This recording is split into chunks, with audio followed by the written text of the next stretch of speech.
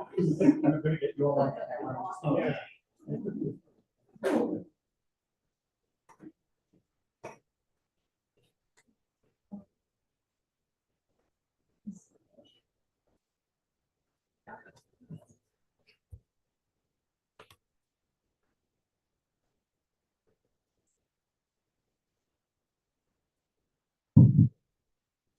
Thank you all for patiently waiting while technology had its way. We're so pleased you could all be here tonight. Before we begin, I would like to acknowledge that we are, of course, here in Treaty 1 territory, and the land on which we gather is the traditional territory of the Anishinaabe, the Miniwak, Anishinaabe, Dakota, and Dene peoples, the homeland of the Red River Métis. In addition, McNally Robinson Booksellers itself rests on the land once occupied by the Métis community of Roostertown. We are here, of course, tonight to celebrate the launch of Lorena Sekwan Fontaine's Living Language Rights.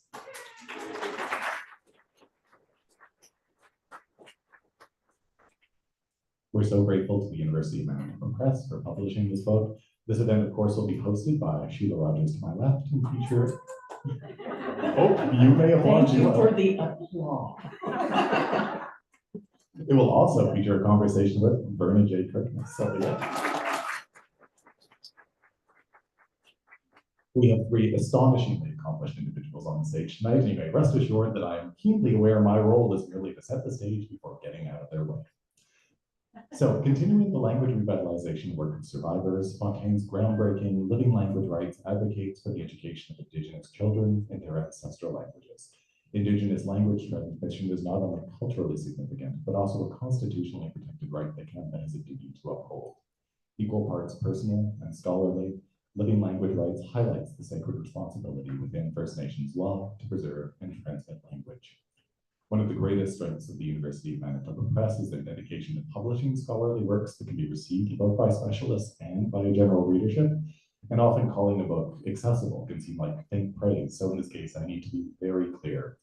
Fontaine herself has incredible ability to engage with complex subject matter in a manner that is understandable without losing one jot of its sophistication.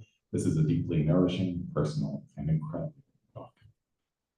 There will be a conversation over here. There will also be a reading from the podium. Following that, there will be an opportunity for you here to ask questions. So please do allow those to percolate over the course of the evening. When it comes time for the Q&A, I'll approach you non-threateningly with this microphone, and that just ensures that everybody watching at home can hear the questions. But now I have the great pleasure of introducing all of our panelists. So immediately to my left, Shelagh Rogers is a recovering CBC radio broadcast journalist. She is Chancellor of Queen's University, a citizen of the Manitoba Métis Federation, and a proud Winnipegger. She is honored to be speaking with Lorena and Verna this evening. Verna J. Kirkness, all the way to the left, is an Associate Professor Emeritus at the University of British Columbia. She is the author of numerous books, including Creating Space, and articles on Indigenous education. In recognition of her work, she has received numerous awards, including the Order of Canada and several Eagle Feathers. She lives in Winnipeg once again. Lorena Sekwan Fontaine is Cree and Anishinaabe, a member of Saugeen First Nations. She has appeared before the Standing Senate Committee on Aboriginal Peoples as an expert witness on the Indigenous Languages Act. She is the recipient of a Fulbright Research Chair and the Queen Elizabeth II's Platinum Jubilee Medal. Please give a very enthusiastic welcome to all three of our panelists.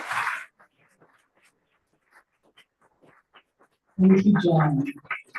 Since we are talking about Indigenous language and revitalization and rights, we thought we'd begin by introducing ourselves in our languages. Lorena, would you like to start?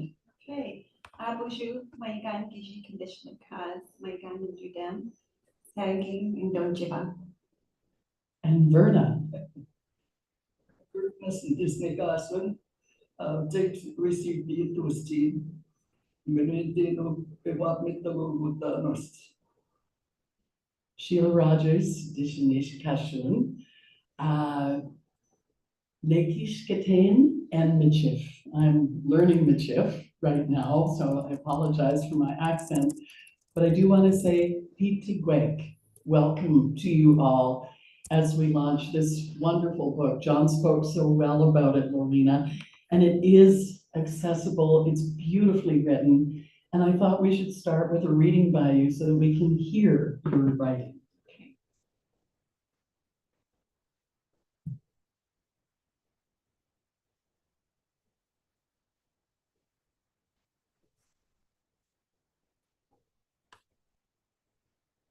In 2002, while completing my master's degree in law in Arizona, I would often travel to our ceremonies.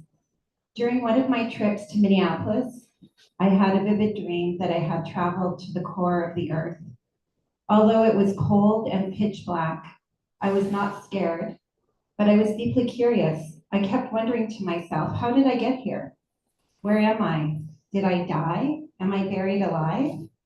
Then, as I sat still in the darkness, I heard very old voices. I listened attentively to see what I could understand and understand what they were saying. I realized they were speaking Anishinaabe, the language we speak on my father's side of the family, and the language we pray in at ceremonies. Suddenly, the mood of my dream turned serious. For some reason, I knew I had to listen carefully, even if I couldn't understand the words. I felt as though some part of me, on some level, understood. I closed my eyes tightly so that I could focus on feeling the sounds and the words. The melodic voices continued for some time. I was not sure how long. When I finally awoke, I sprang up, feeling as though I had been submerged in water for a very long time. I was gasping for air, and my heart was beating fast. I also felt extremely anxious. After I calmed myself down and my breathing resumed a normal pace, I reflected on the possible message of my dream. Later at ceremonies, I approached an elder with an offering of tobacco to have my dream interpreted. Our conversation led me to recognize that my ancestors were informing me that they continue to hover in our territory, where the spirit of our language originates, and that I remain connected to that spirit, even as a non-fluent speaker. The image of our language rooted in the earth is a powerful symbol, a testament that our language comes from and remains rooted in the soil. Upon reflection, I believe that the voices in the dream spoke of the urgency of reviving our language, and that more will come.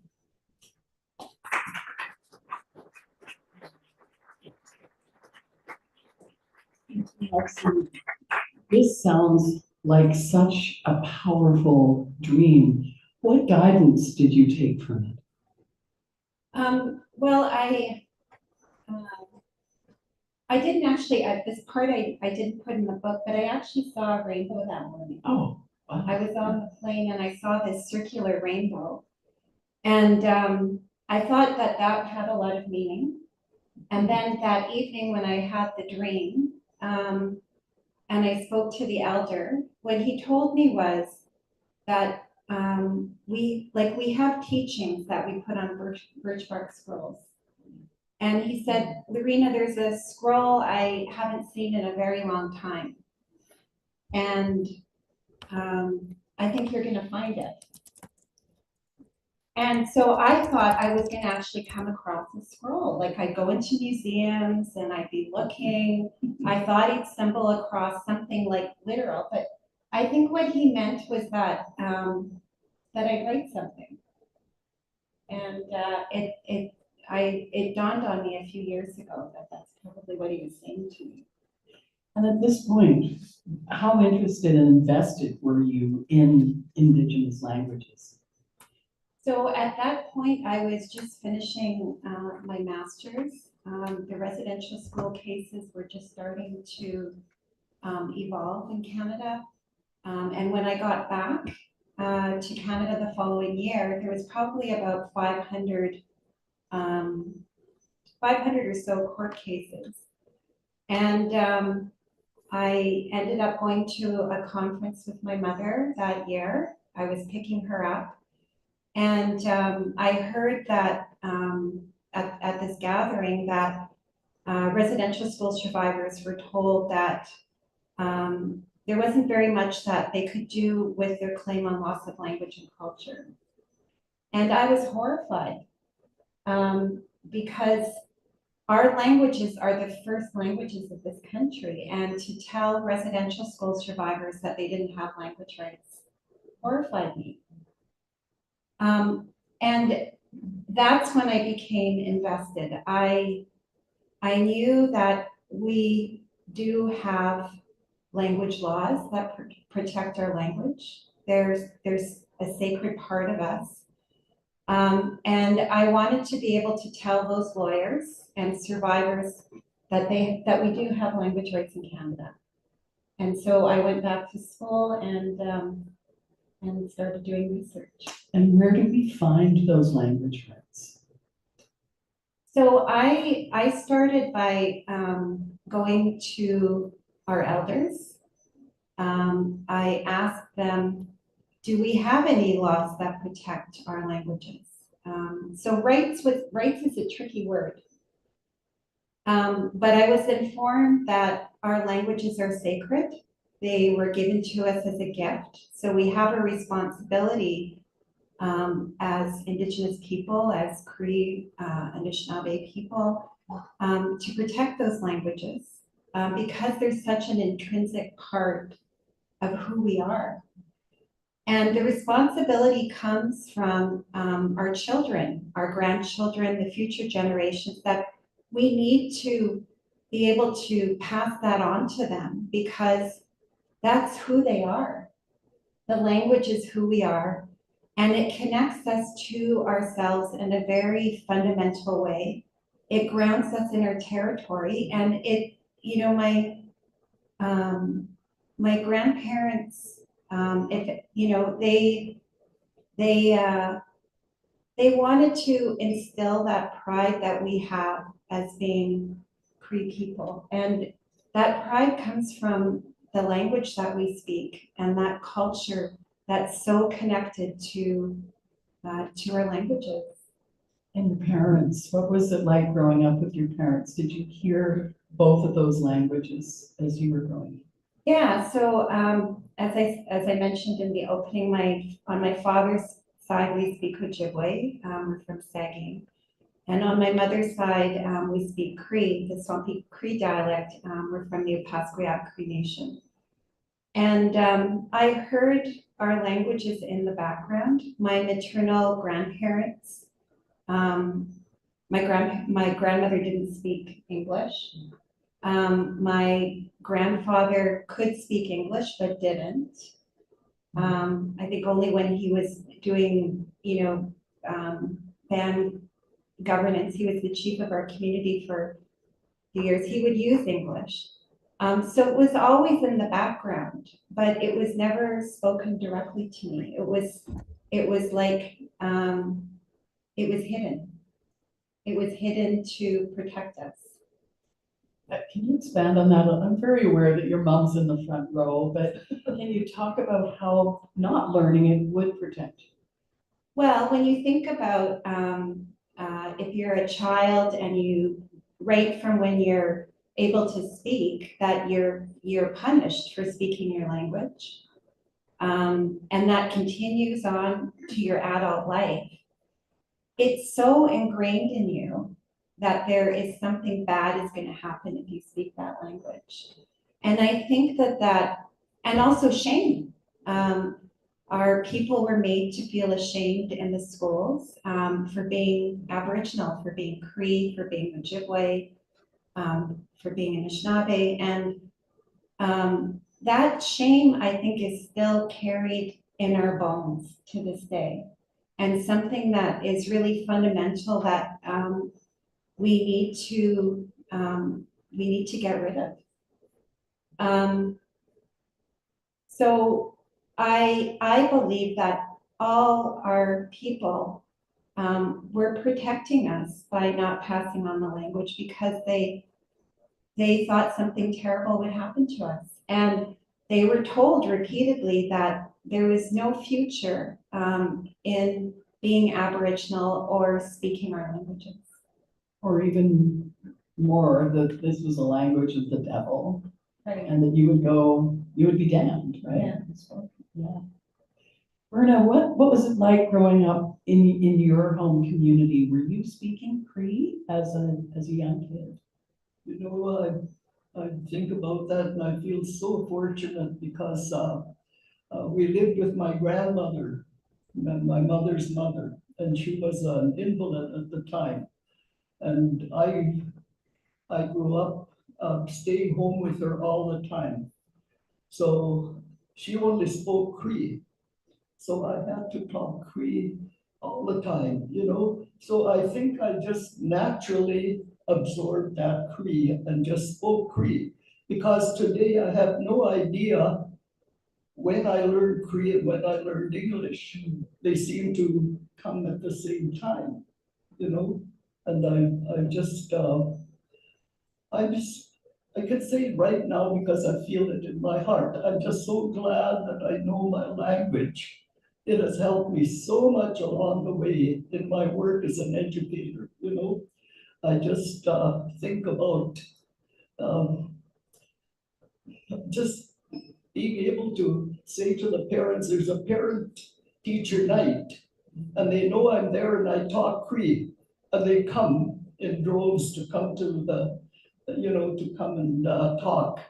I always laugh about this, though. I wanted to know what they wanted for their children. So I had a question box there.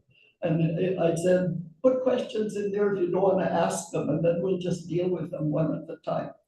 I planted a few of them.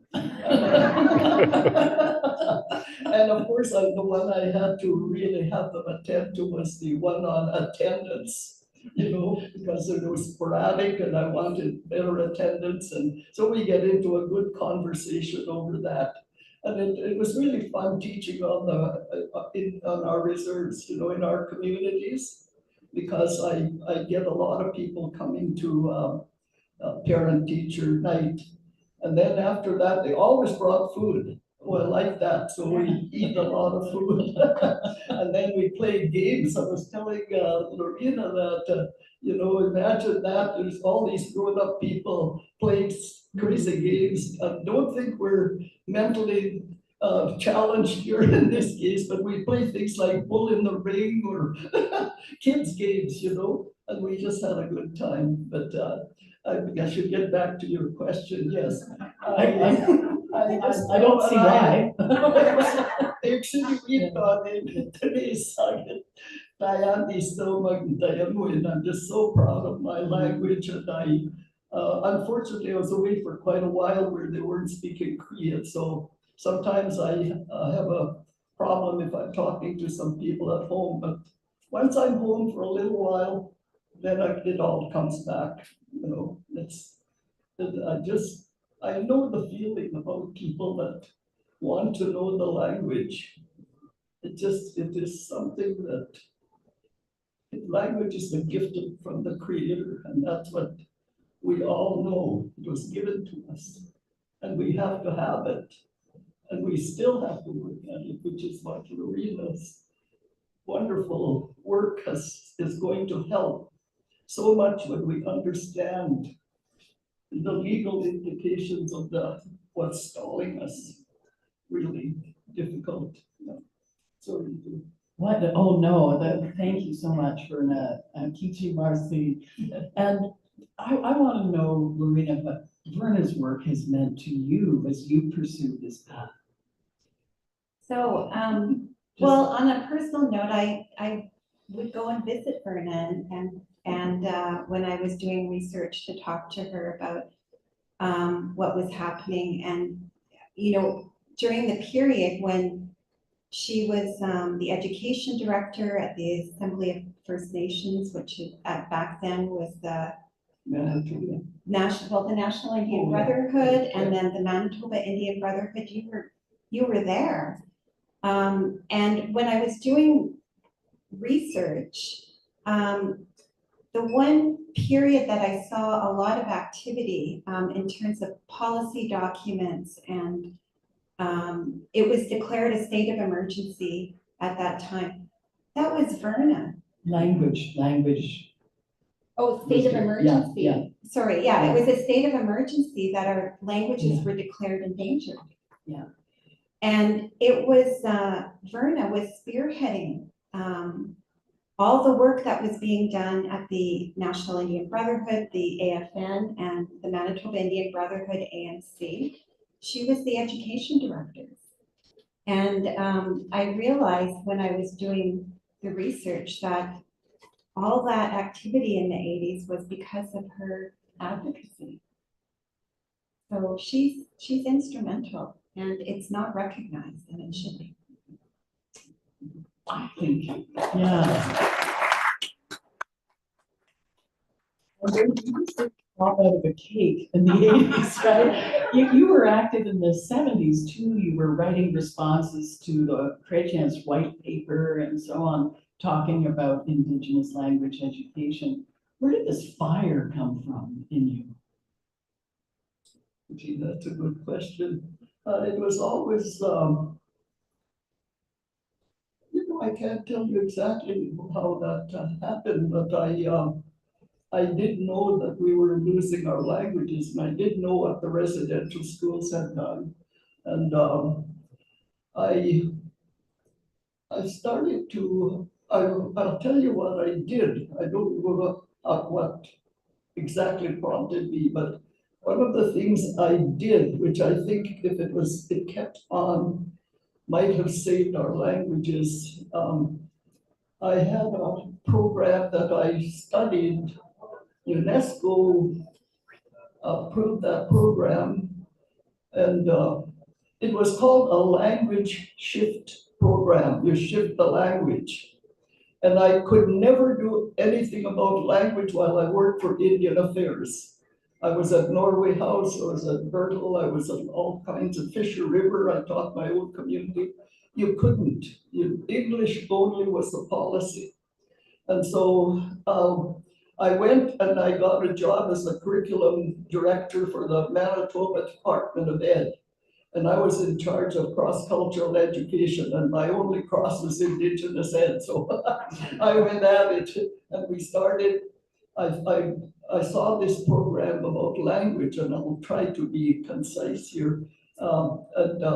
It was like this: you took 4-year-olds, and start with 4-year-olds, nursery, kindergarten, grade 1, 2, 3. And it was a language shift, and you can imagine it kind of going like this. You start here, the nursery kids, they're taught in school totally in the native language, totally in our own language. And then in kindergarten, you still do that, except you might start introducing what later became TESOL, teaching English as second language. Just start bringing in some English and let them, and so it goes like that on to the next grade a little more. And then when they start to read, a little more. And I had about 7 or 8 schools across northern Manitoba, even Pelican Rapids, some provincial schools and Indigenous schools. They couldn't stop me then because Indian Affairs always said, we follow the curriculum of the provincial government. So I had them there. Anyway, that's what we did. We started that program, and I had to we didn't have teachers yet. At that time, we had teacher aides that were just introduced, and they were the speakers. So we used them to start with a nursery. Then we had to work on getting them trained. And so out of that came PENT, Program for the Education of Native Teachers at Brandon. We talked to Brandon and said, can you take these people in from May, June, July, three months of the year, and work towards, at that time they could have a Bachelor of Pedagogy. It would have taken 5 years.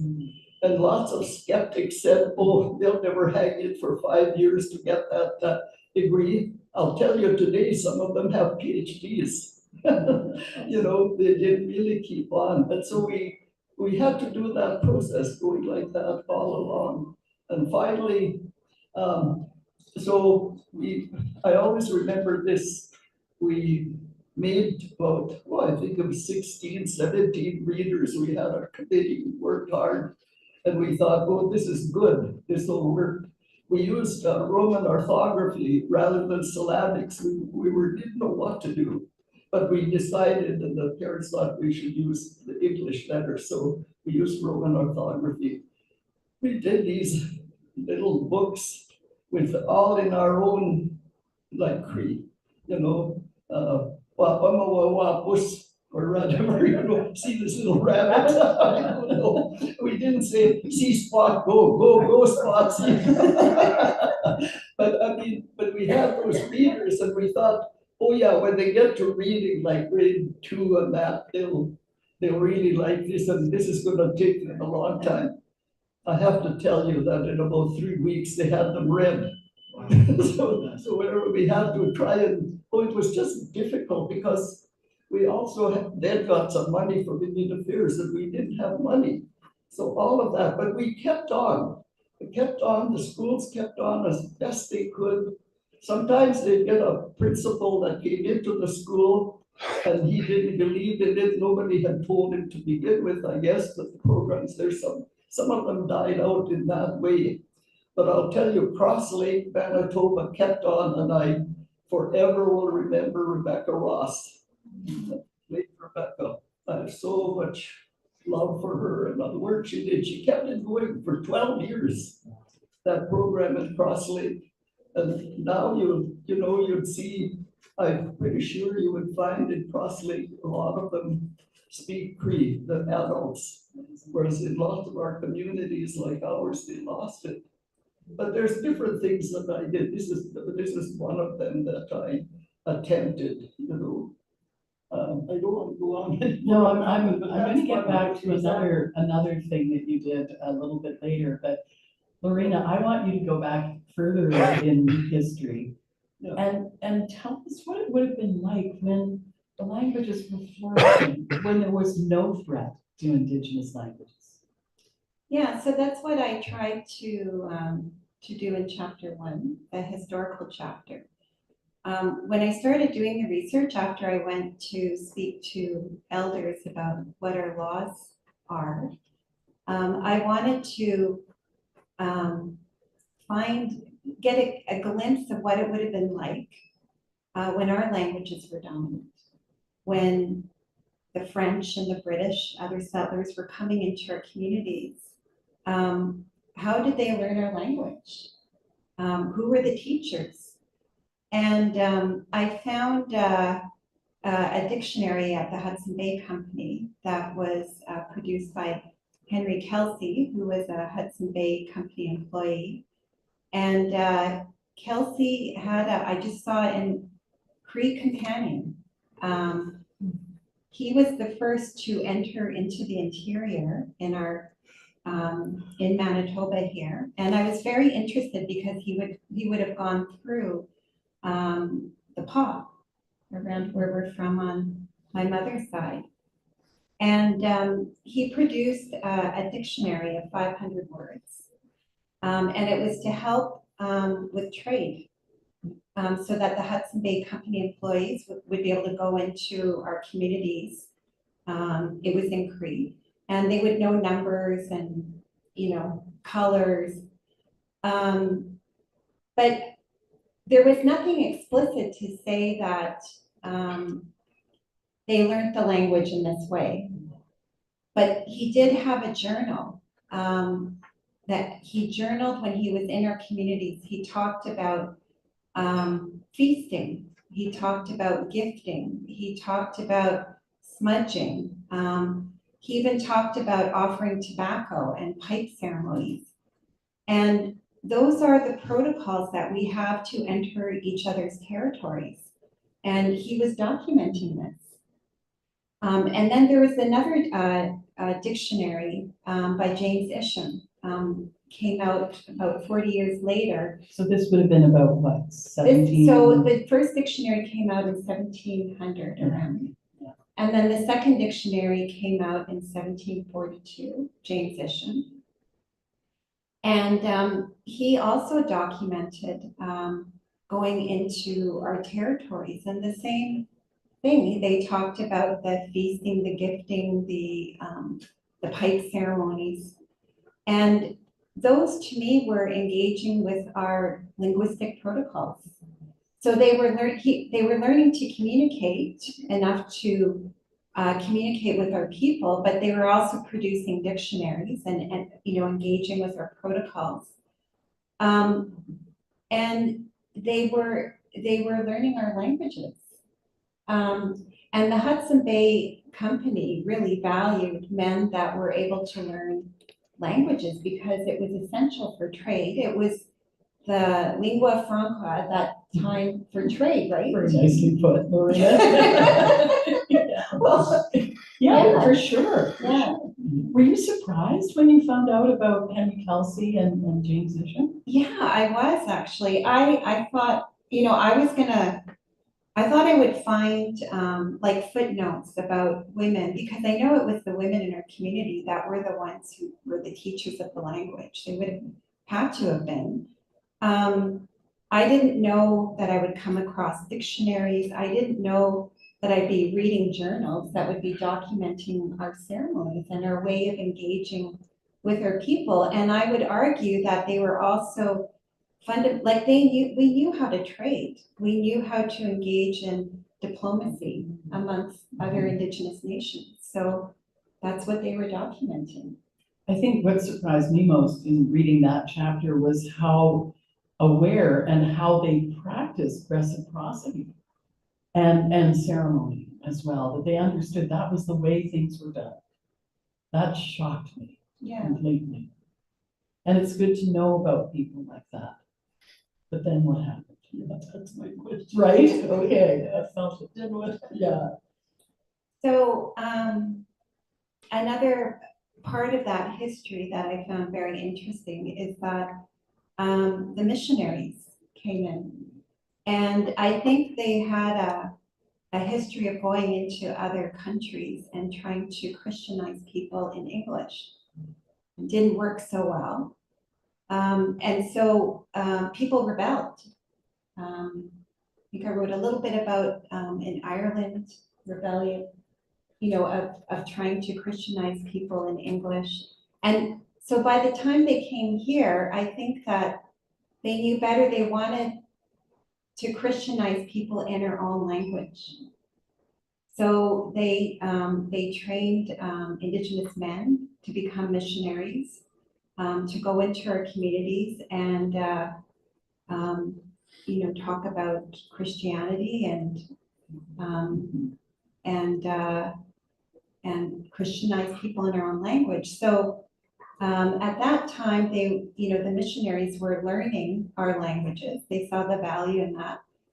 And then I think when settlers started coming in more numbers and the federal government stepped in, Canada had created itself, that our languages were extremely valuable because it was a marker of our identity, our nationhood.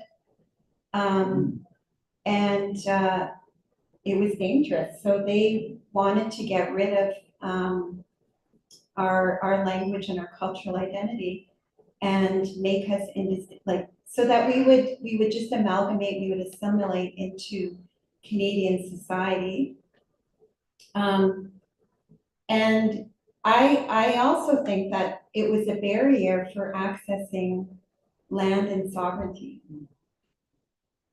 So the language was an impediment to this, and they unfortunately created these horrific schools and targeted children. They wanted to extinguish our language in the schools with the children first, so that they would grow up learning English and French, being ashamed of speaking those languages. And the impact is what we're dealing with today. You quote the Mi'kmaq activist, Dr. Isabel Knockwood, who called it linguistic genocide, and then you shortened it to make it linguicide. That's really what it was about. Yeah. And the fact that you also point out that the punishment was so severe in schools because it meant so much if children hung on to it. It was so important, and they saw that. So awful. If there have been so many papers, so many commissions, call number 14 of the TRC calls to action is all about Indigenous languages. That's 10 years old now, and it has stalled. I wonder where you see light, where you see hope about actually establishing and really making clear what the rights actually are without having to go to court to define them. Yeah.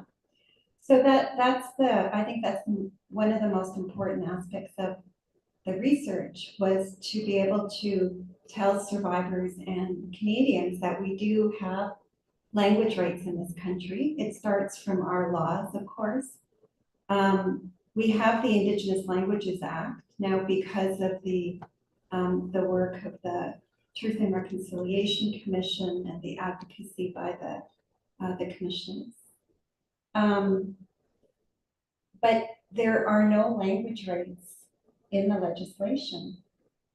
And I guess where I see the light is in our communities. If you had the opportunity to listen to our people talk about the work that they're doing in revitalizing our languages, well, Indigenous languages across the country, on shoestring budgets, that's where the light is.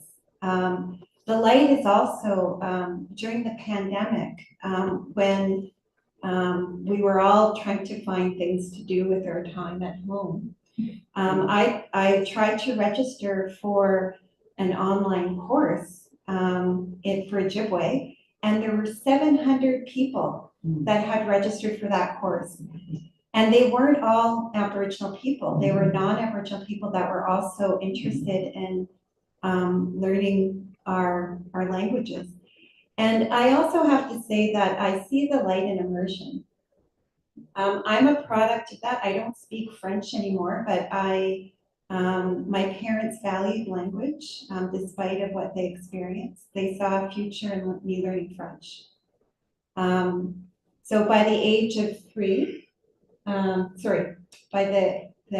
by grade 3, I was, singing, reading, speaking in French. And we have constitutional rights that protect that education system. Kids are able to go to school in French or English at the public expense. We don't have to pay for that education. We, at the very least, should have that same kind of recognition for our communities. We shouldn't have to be, using a shoestring budget to teach our kids a language that's their own, that the government tried to eradicate.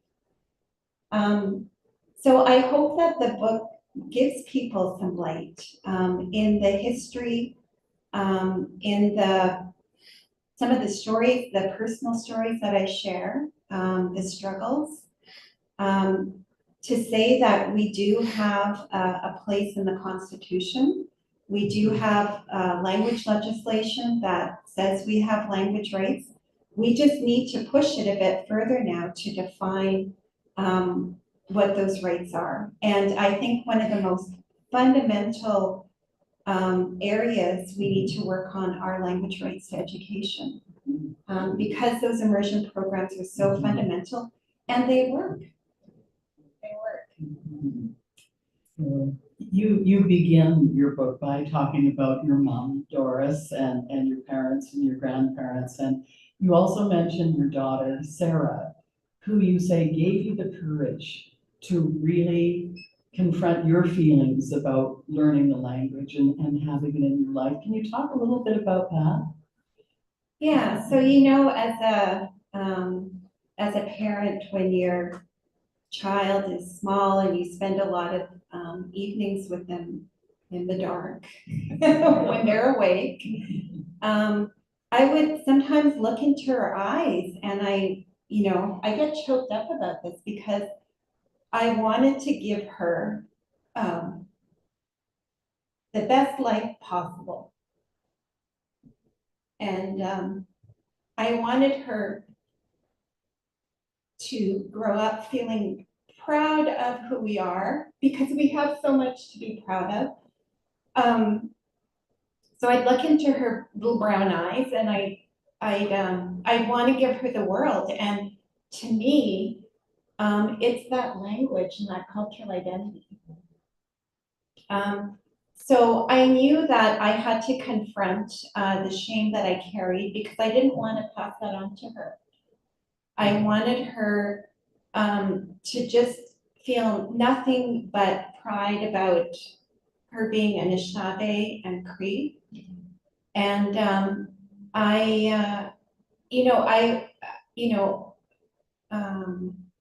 her father and I, who's sitting over there, we've done, I think, a really good job at providing that to her. She went through French immersion because I wanted her to learn another language. Had there been an immersion program in Cree or Ojibwe at that time, in a heartbeat, I would have put her into that, and she would have been fluent. She's in university, second year, and she's taking classes in French. But she knows how important our language is. We go to ceremonies, our teachings are in the language, and she knows that's her, that's for her. I want to turn to you, and just if you're thinking of questions right now, and this is a cue for you, John, behind the curtain. I don't know if there are any questions just at the moment, but oh, here's a question. Ask some question. Where's that coming from?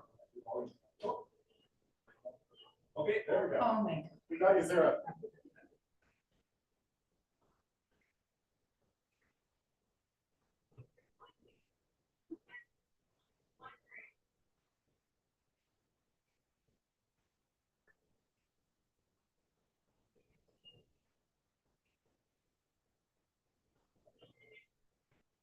Who was your biggest inspiration? Who brought you tea at night? Who brought you tea at night? Who washed the dishes? Oh no! Oh, for heaven's sake!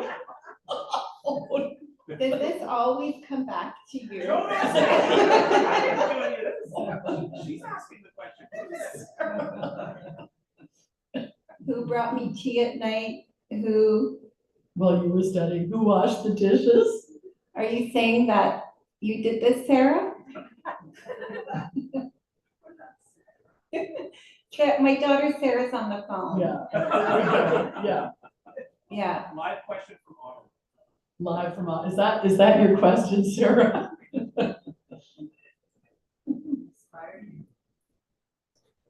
Who inspired me? Oh, there she is. You know what? Honestly, Thanks, Sarah. it was Sarah, but it was my grandparents.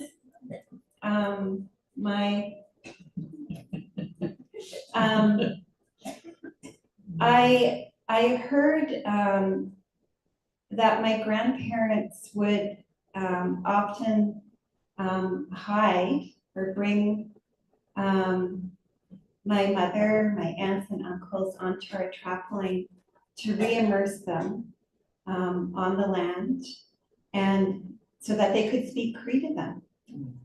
And it was during a time when if you removed kids, Aboriginal kids from the schools, you could be fined or imprisoned or both. And when I heard that they did that at the hands of my grandmother, was her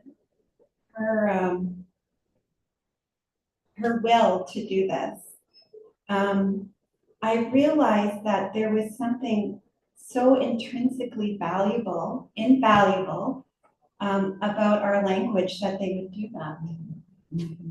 And that changed everything for me, and it still is a very grounding memory that I have.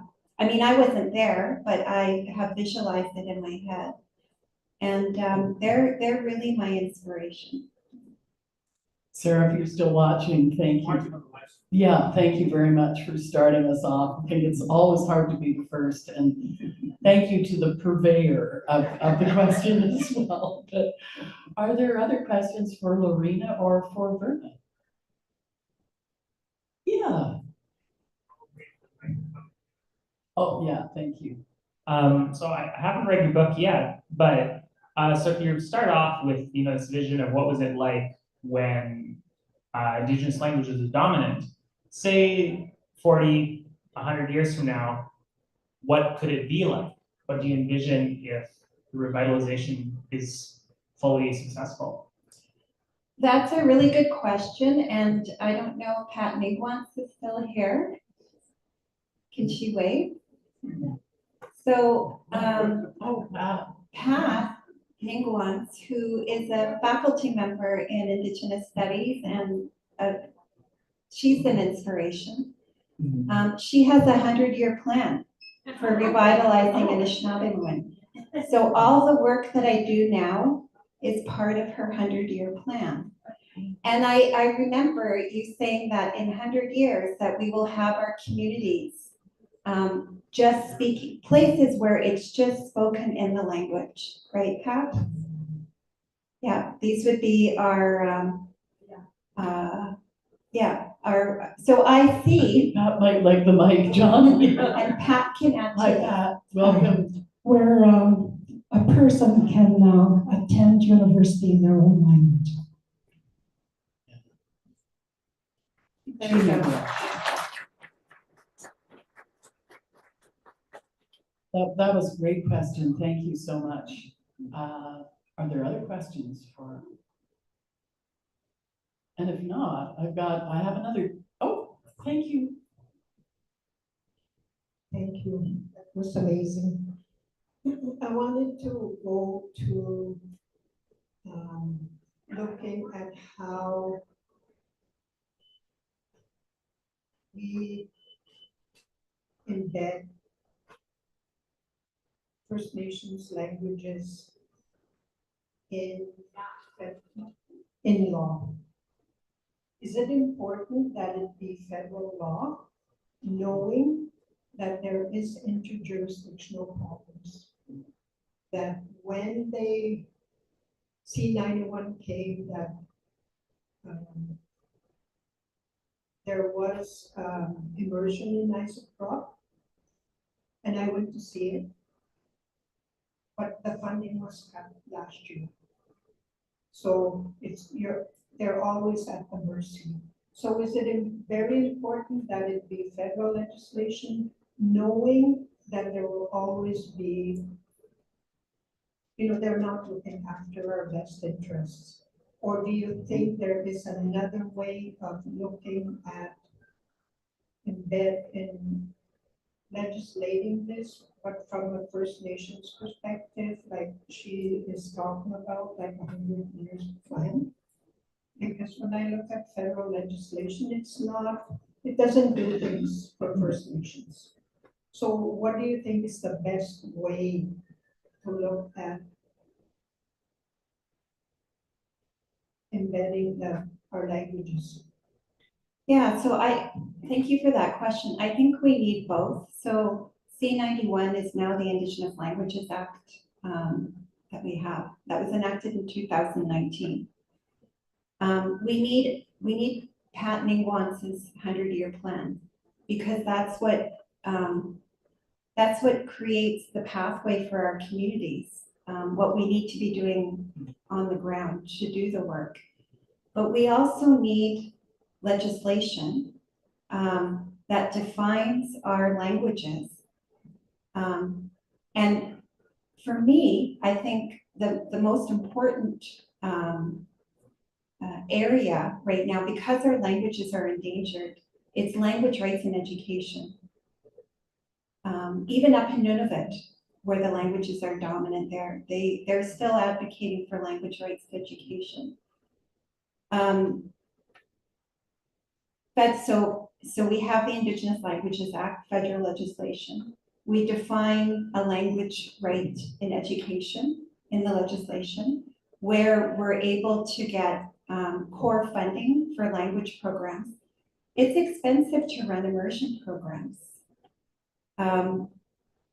Canada knows how to support language rights. They don't do it well, but there is constitutional duties to do that. And that the legislation right now that we have doesn't provide us with no enforcement mechanisms, no duty on the federal government, no funding requirements, nothing.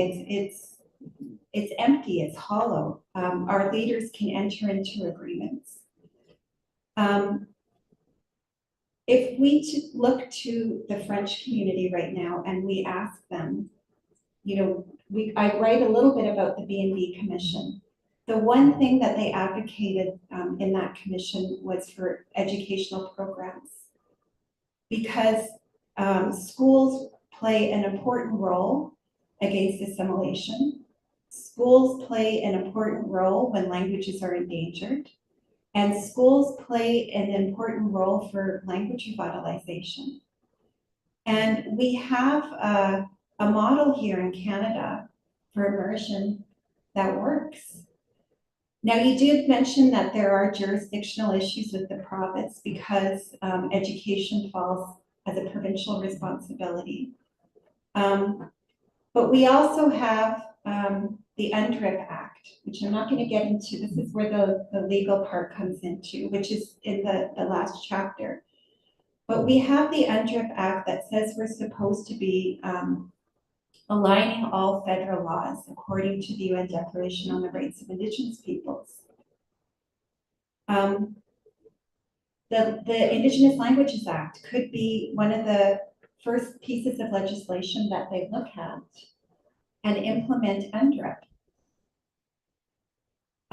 We have wording there in Article 14 that says that Indigenous peoples have a right to have their children educated in their languages. Indigenous peoples have a right to develop and implement schools, so buildings, curriculum. Indigenous peoples have a right to educate their children without discrimination.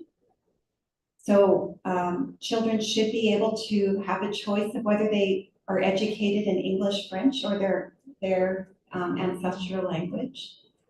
And it also says in there that these rights are portable. They're on reserve and off reserve. So if we take the wording from Article 14 and we include it in the Indigenous Languages Act to define our language rights in education, we have a duty that the federal government would have to carry out to fund our programs on and off reserve, and that our communities would have a choice to be able to provide that education. And a lot of people will say, well, what language rights aren't going to give our languages back, but it would provide the funding necessary to do the work that we need to do in carrying out, for example, Pat's 100-year plan. And right now it's discriminatory because we've got language rights for French and English in education, legislation that spells that out. And then we have legislation for Indigenous languages. It's an empty box. So it's discrimination, and we have to correct that. And this year is the year to do that, because the Indigenous Languages Act has to be reviewed, 2025. It was supposed to be reviewed 2 years ago because our beloved Maurice Sinclair said he recognized the legislation was, it needed enforceability, and said that he said that we'll pass this legislation knowing that it needs to be improved, and They asked for a 3-year review, that never happened. Now we're into the 5th year, and this is an opportunity to look at that legislation and make it better. I'm going to ask Lorena, she read from the very beginning. I'd love it if you could read the very last page as our time here runs through the hourglass. You can read from your seat if that Okay. works for you, yeah. To go back up.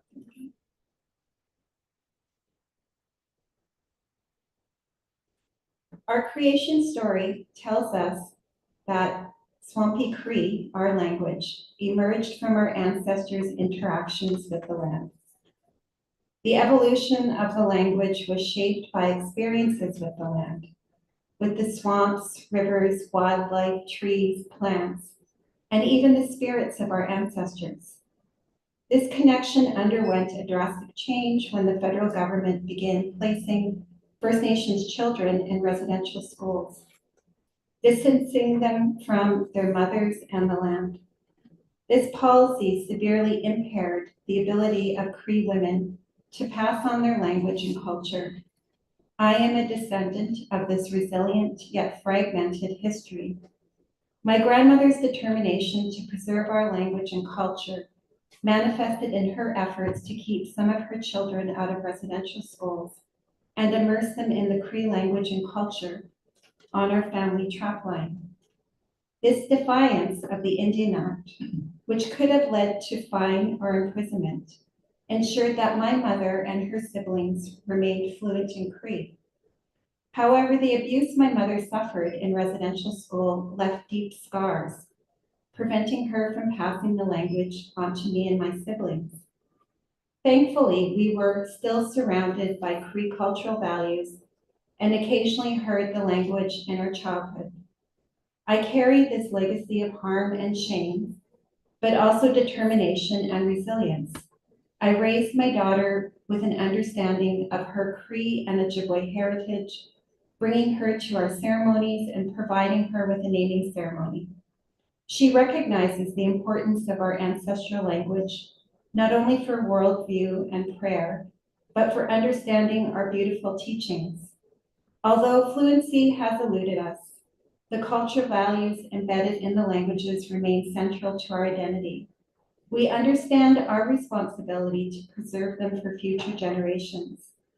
My hope is Canada will fully recognize Aboriginal constitutional rights to language education and treat these languages as treasures, providing adequate support with educational systems.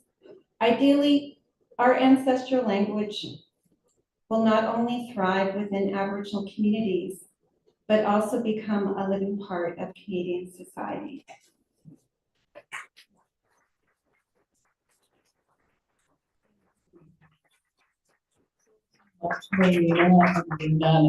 And to you here in the audience, and also the audience that is watching online, and of course, Sarah. I think the energy and the passion with which you both spoke is very reflected in the wonderful book. It's so approachable, and there's so much to learn from it. It's a really exciting book to read, Lorena. Congratulations. Thank you so much, and thank you so much for being here. Verna has offered to give us a prayer before we leave. I also just want to say, though, that I'm so happy that Lorena has done this and that you can see her as this young person with all the wonderful commitment and to what she's doing and understanding. The depth of her understanding is so wonderful. And so it's good. And, you know, it's a long time ago since I was working on this and we were kind of going on the seat of our pants on ourselves. But this is going to help everyone. That's what I thought when I read it, and I thought this is the guidebook. And we need to do exactly what I've heard her say here. I've heard about it, and I hope that, you know, I just want to state too that we've made efforts, we've tried, And so many times we failed because we did not have the finances to carry on. Even that one project I talked about, that was the reason. But anyway, I'm so happy for her, and she's gonna do wonderful work and keep on leading us and helping, and and it's just from your heart. It's so from your heart.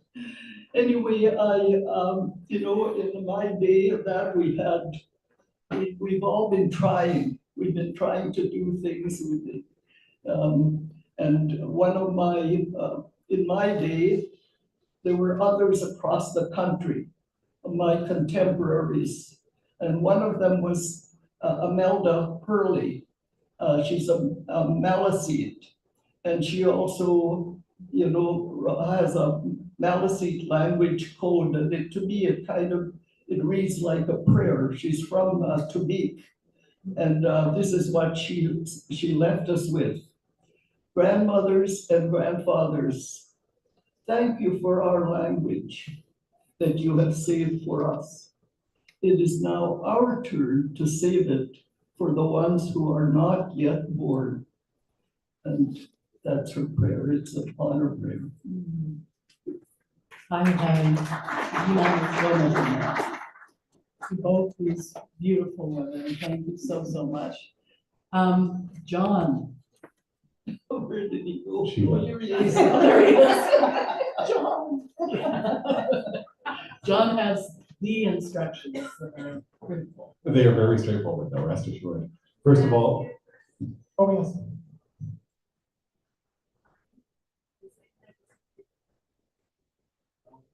No, this recording will remain on our YouTube channel, so if there was anyone who was unable to make it here tonight, they'll be able to watch it.